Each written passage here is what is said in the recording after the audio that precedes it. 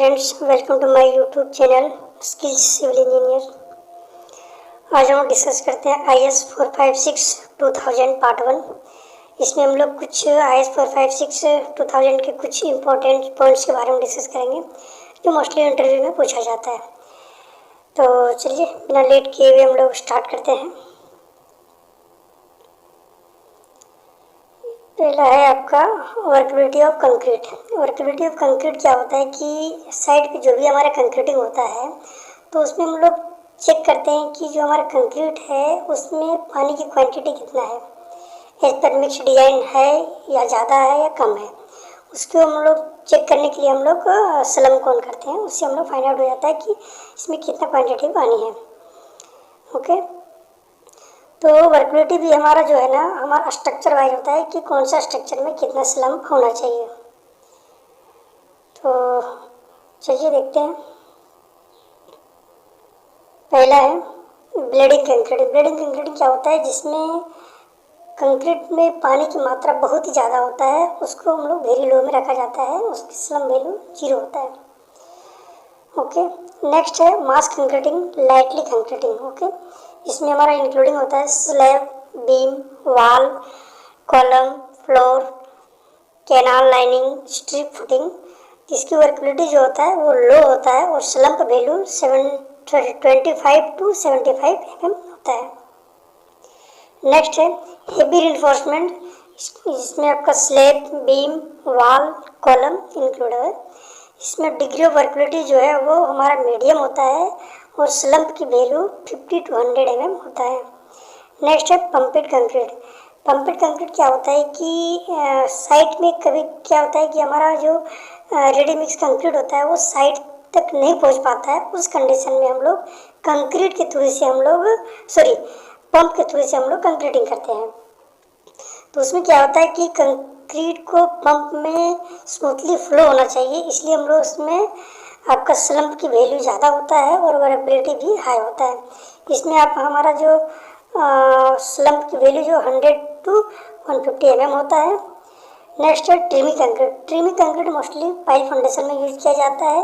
इसमें कंक्रीट को हम लोग ट्रिमी के थ्रू से हम लोग कंक्रीटिंग करते हैं।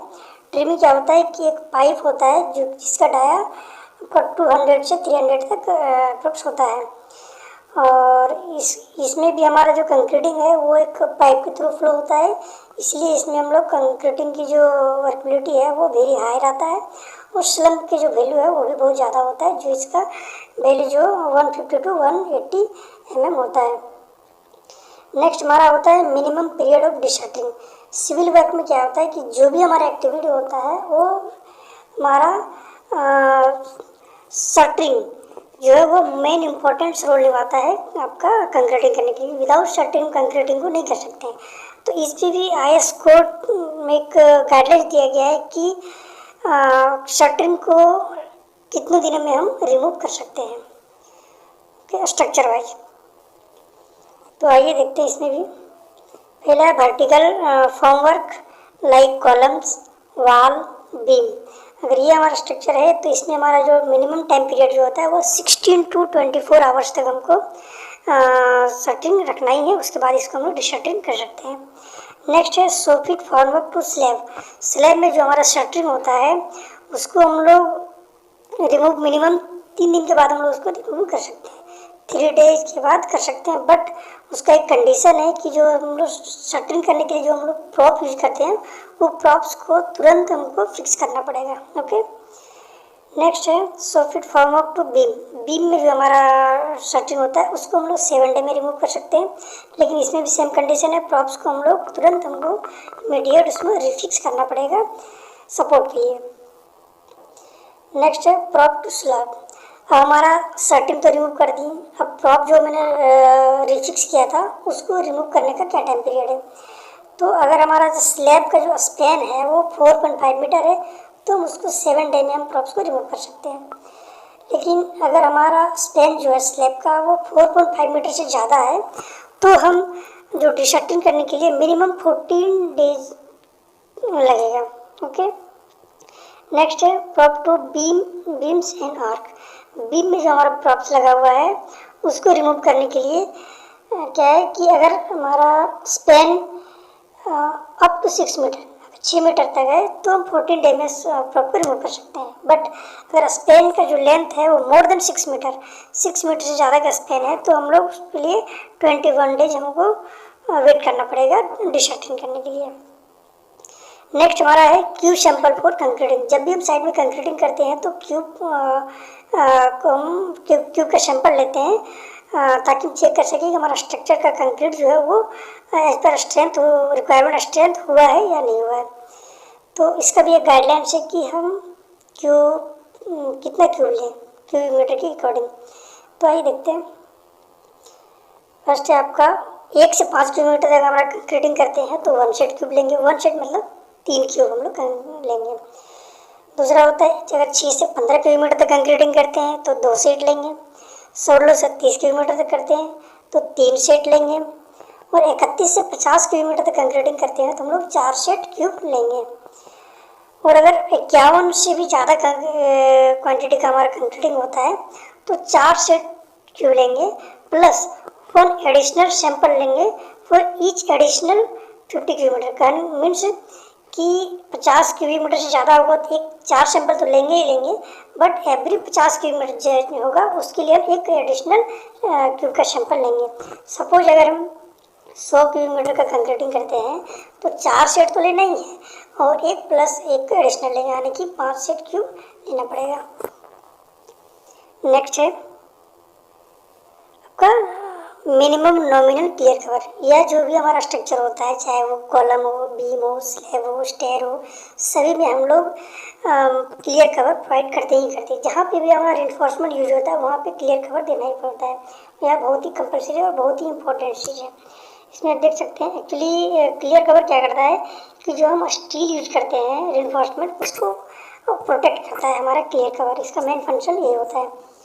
तो देख सकते हैं कि हमारा जो मेन बार है जो कि आपका वर्टिकल स्टील है उसके बाद स्टीरअप्स है। स्टीरअप्स के बाद हमने क्लियर कवर दिया हुआ है। ये हमारा स्ट्रक्चर वाइज होता है कि कौन सा स्ट्रक्चर में कितना क्लियर कवर होना चाहिए। इसके भी हम लोग देखते हैं। आइए पहला फुटिंग बॉटम 50 mm का होता है। तो राफ्ट फाउंडेशन है तो 50 mm का क्लियर कवर है। स्ट्रैप फुट बीम है तो 50 mm का 50 mm का क्लियर कवर है। शेयर वाल में 25 mm का क्लियर कवर यूज किया जाता है। स्टेयर केस में 15 mm। कॉलम में 50 mm का क्लियर कवर यूज किया जाता है। अगर हमारा जो मेन रिइंफोर्समेंट है वो अगर 12 mm से ज़्यादा है, यानी कि मेन डाया जो स्टील है वो 12 mm से ज़्यादा डाया का है तो हम 40 mm का क्लियर कवर यूज करेंगे। लेकिन अगर जो हमारा मेन रिइंफोर्समेंट है वो अगर 12 mm का है, 12 mm का स्टील यूज किया गया है तो उसमें हम 25 mm का क्लियर कवर यूज कर सकते हैं। नेक्स्ट है RCC स्लैब। इसमें 15 to 20 mm क्लियर कवर होता है। RCC बीम में 25 mm का क्लियर कवर होता है। अब देखते हैं कि advantage of nominal clear cover का एडवांटेज क्या होता है। तो इसका क्या है, to provide protection to reinforcement from corrosion. ये क्या करता है कि हमारा जो रिइंफोर्समेंट होता है उसका कोरिजन से प्रोटेक्ट करता है। सपोज कीजिए कि अगर हम क्लियर कवर ना दें तो जो भी फाउंडेशन करते हैं उसको हम वेपलिंग करते हैं। वेपलिंग किसी करते हैं तो सॉइल से करते हैं। सॉइल में क्या होता है, नमी होता है, मीन्स मॉइस्चर होता है उस तो मॉइस्चर अगर हमारा डायरेक्ट स्टील के कांटेक्ट में आएगा तो स्टील को क्या होगा, कोरिजन होगा, तो उसको रस्टेड कर देगा। उससे क्या होगा, हमारा स्ट्रेंथ जो है वो डिक्रीज हो जाएगा। नेक्स्ट है protect the steel from harmful influence such as aggressive solutions and fire.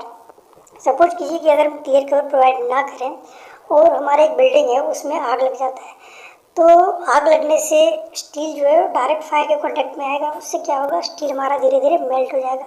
Melt हो जाने से क्या होगा, स्टील जो है हमारा स्टैंड नहीं रह सकता है, वो बिल्डिंग जो है पूरी तरह से गिर सकता है। इसलिए स्टील में क्लियर कवर प्रोवाइड किया जाता है। तो ये था हमारा पार्ट 1। मिलते हैं बहुत जल्दी हम लोग नेक्स्ट वीडियो में। Okay, thank you very much.